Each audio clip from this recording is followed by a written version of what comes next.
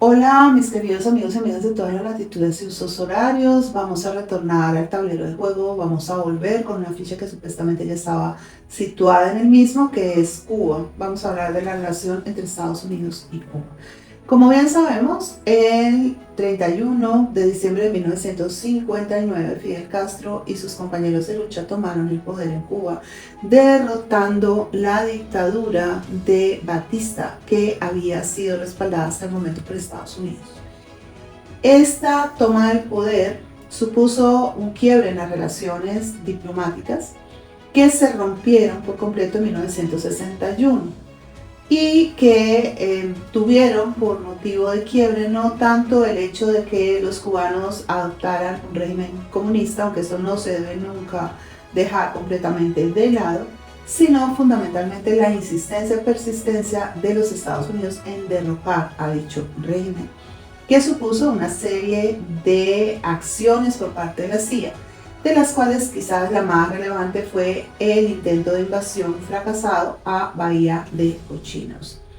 Después de esto, Cuba se mostró mucho más dócil y susceptible a aceptar el ofrecimiento de Nikita Khrushchev de poner en la isla sus misiles nucleares con el propósito de defenderla de los avances norteamericanos. Esto suscitó una crisis a nivel mundial muy seria que finalmente se solucionó tras 13 días y que supuso llegar a ciertos acuerdos entre el gobierno de Kennedy y el de Nikita Khrushchev. Kennedy exigió a los soviéticos que retiraran las armas y ordenó a la Armada estadounidense que impusiera un bloqueo marítimo a Cuba para impedir que llegaran más armas a la isla. Finalmente, Khrushchev accedió a retirar los misiles a cambio de la promesa de Kennedy de no invadir Cuba y de retirar los misiles nucleares estadounidenses que estaban puestos en Turquía y que tenían un radio de alcance capaz de llegar hasta la Unión Soviética. Esta crisis marca un punto de inflexión muy importante en el curso de la Guerra Fría, ya que las dos superpotencias hacen esfuerzos por primera vez para detener una posible confrontación de carácter nuclear. Después de esto vienen décadas de aislamiento económico y diplomático para Cuba, que va, digamos, a verse de esta manera obstaculizada para desarrollar circuitos comerciales en la región. La isla está básicamente muy agobiada y tiene grandes carencias, a pesar que mientras estuvo vigente el régimen soviético, recibió permanentemente ayudas desde Rusia y sus socios del Pacto de Varsovia. En 1982, el presidente Ronald Reagan calificó a Cuba como un estado patrocinador del terrorismo por su apoyo a grupos militares de izquierda en África y Centroamérica. Los presidentes George H.W. Bush y Bill Clinton promulgaron leyes como la Ley de Democracia para Cuba de 1992, la Ley de Democracia para Cuba de 1992 y la Ley de Libertad y Solidaridad Democrática para Cuba de 1996, que reforzaron las sanciones estadounidenses y establecieron que el embargo se mantendría vigente hasta que Cuba transitara hacia una democracia que excluyera a la familia Castro y garantizara las libertades fundamentales.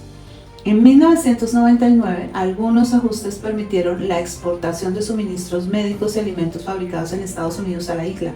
Sin embargo, las restricciones se endurecieron durante la presidencia de George W. Bush, cuya Comisión de Asistencia a una Cuba Libre intensificó la aplicación de las sanciones vigentes. Durante una campaña presidencial del 2008, Obama afirmó que aislar a Cuba no había beneficiado a los intereses de Estados Unidos y que era hora de entablar un diálogo diplomático con el régimen de Castro varias semanas después de asumir el cargo de la presidencia flexibilizó las restricciones a las remesas y viajes, permitiendo a los centroamericanos enviar dinero ilimitado a Cuba y autorizando a los ciudadanos estadounidenses a visitar la isla con fines religiosos y educativos. Mientras Obama comenzaba a suavizar la política estadounidense, Cuba mostraba una clara apertura a reformas bajo el nuevo liderazgo de Raúl Castro, hermano de Fidel. Ante el envejecimiento de la población, una elevada deuda externa y las dificultades económicas derivadas de la crisis global, Raúl Castro inició la liberalización de la economía estatal cubana en 2009. Sus reformas incluyeron la descentralización del sector agrícola, la flexibilización de las restricciones a las pequeñas empresas, la apertura del mercado inmobiliario, una mayor libertad para que los cubanos viajaran al extranjero y la ampliación del acceso a bienes de consumo. Como resultado, el sector privado cubano experimentó un gran crecimiento y el núcleo de los trabajadores por cuenta propia casi se triplicó entre el 2009 y el 2013. Obama y Raúl Castro sorprendieron al mundo en diciembre del 2014 al anunciar que sus gobiernos restablecerían las relaciones diplomáticas plenas y comenzarían a aliviar más de 50 años de tensiones bilaterales. Estados Unidos decide romper las cadenas del pasado para alcanzar un futuro mejor para el pueblo cubano, para el pueblo estadounidense, para todo nuestro hemisferio y para el mundo, declaró Obama en un comunicado de la Casa Blanca. Este momento histórico marcó la culminación de 18 meses de diplomacia secreta mediada por el Papa Francisco, durante los cuales las partes acordaron un intercambio de prisioneros, incluidos oficiales de inteligencia cubanos y un contratista estadounidense, entre otras concesiones. En los años siguientes, la administración Obama flexibilizó aún más las restricciones a las remesas, los viajes, el comercio, las telecomunicaciones y los servicios financieros, al tiempo que revocó la designación de Cuba como Estado patrocinador del terrorismo, un obstáculo importante para la normalización. Ambos gobiernos también reabrieron sus respectivas embajadas, una medida que contó con un amplio apoyo público en ambos países. He de decir que apoyo por parte de los sectores demócratas, porque los sectores republicanos han estado mucho más adscritos a la causa del bloqueo contra Cuba y de medidas sancionatorias, ya que allí están incorporado un gran número de emigrantes o ex-emigrantes o descendientes de familias de migrantes cubanos en los Estados Unidos y principalmente en la zona de Miami. A principios del 2016, Obama dio otro paso significativo hacia la normalización al visitar La Habana. Fue el primer viaje a Cuba de un presidente estadounidense en ejercicio desde Calvin Coolidge en 1928. En un discurso transmitido en vivo con Raúl Castro entre el público, Obama instó al gobierno cubano a continuar su liberalización política y económica y al Congreso estadounidense a levantar el embargo comercial. Más tarde ese mismo año, las aerolíneas comerciales estadounidenses comenzaron a ofrecer vuelos entre ambos países por primera vez durante más de 50 años. Días antes de dejar el cargo como presidente de Estados Unidos, Obama derogó la política de la era Clinton de pies mojados, pies secos. Esta política permitía a los inmigrantes cubanos que llegaran a territorio estadounidense sin visa permanecer en el país y solicitar la residencia permanente, mientras que aquellos interceptados en el mar generalmente eran devueltos a su país de origen. La derogación que el gobierno cubano celebró puso fin a lo que algunos consideraban un trato preferencial para los inmigrantes cubanos y permitió que quienes llegaran a Estados Unidos sin visa fueran sometidos a un proceso de deportación acelerado. La muerte de Fidel Castro y la elección de Donald Trump en el 2016 reavivaron los debates sobre la política estadounidense hacia Cuba. Durante su primer mandato, Trump cumplió sus promesas de campaña de revertir gran parte del llamado acercamiento a Cuba, iniciado por la administración Obama.